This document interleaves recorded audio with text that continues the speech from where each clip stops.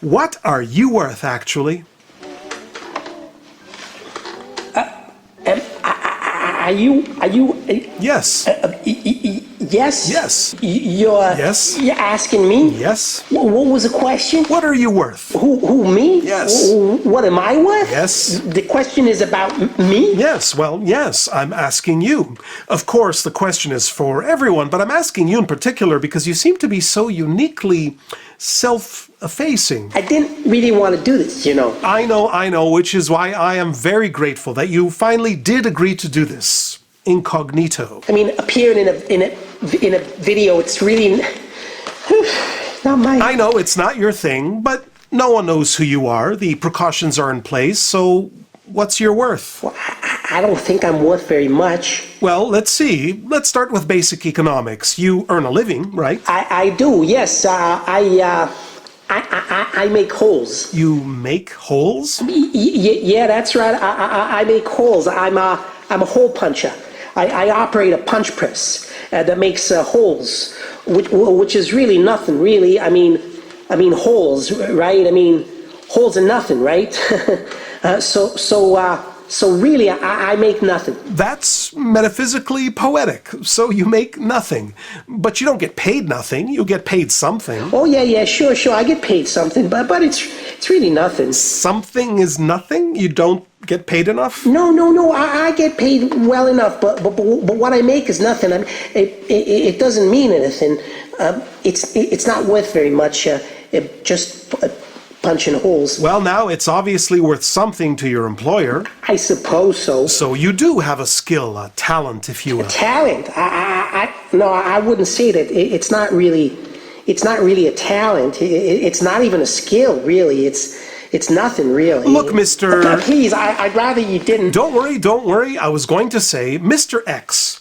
I'm sure you've heard the story of the humblest man who ever lived. You mean Moses? In the 12th chapter of the book of Numbers, Moses is described as exceedingly humble, more so than any other human being on the earth. Yeah, and that's a bit surprising. I mean, Moses, he was a young prince in Egypt, and then the leader of the people, and chosen by God. And I mean, how much more accomplished can a human being be, really? It's true that Moses was an accomplished man, a very accomplished man, a man of many talents, and not just many, a man of the most sublime spiritual talents that a human being can attain, which sublimity Moses, took very, very far. Yeah, right. And yet the Torah says he was humble. Weird, no? I mean, the humblest. Isn't that a bit weird?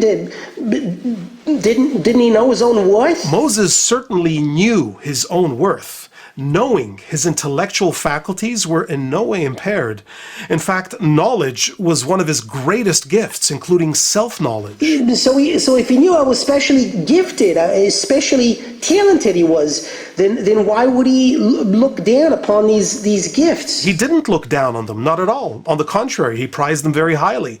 Moses was the humblest man. He was not the man of lowest self-esteem. Is there a difference? Low self-esteem is a psychological malaise, a neurosis, an emotional handicap, an emotional barrier blocking simple, honest self-knowledge. Whereas humility is what? An ability? That's right. Genuine humility, rather than self-humiliation based on an inferiority complex, genuine humility is predicated on clarity of thinking and knowing. But if Moses knew just how gifted he was, then what made him humble? Gifted is exactly it.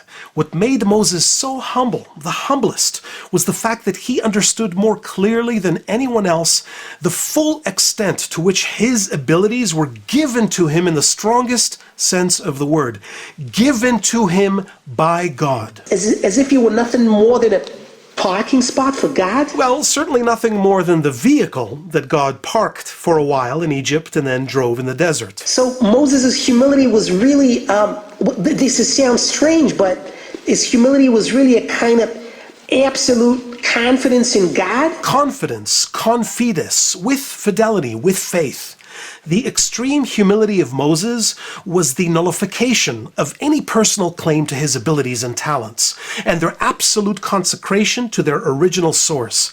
And anything that was left over, any bare, raw, decision-making subject, Moses felt that any other human being, given these talents, would have made much better use of them. It's no wonder that God used him to give the Torah. It's as if any other person would have been too much of an opaque obstruction, too much human personality, too much of a human mask to allow God to show his own divine face in the Torah. Which doesn't mean that Moses felt a need to hide his own face. Because he was faceless? Or because genuine humility is not embarrassed to show its face. That's hard. Yes, it's a bit hard to face.